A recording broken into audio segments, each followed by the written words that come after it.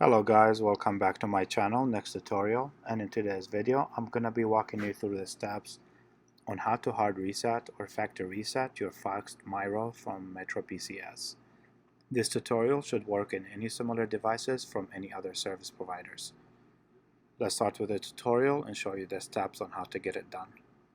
First thing, you want to make sure the device is completely turned off. If it's not, make sure to go ahead and turn it off now. The two buttons you would need to perform the factory reset are located on the side, the power and the volume up key.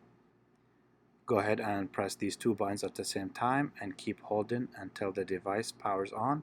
Release the power and keep holding the volume up key. It will go to a no command screen. Once you get to that screen, I will show you what to do. Now you want to press the power, then press the volume up key to get to the menu where you're going to go ahead and reset the device.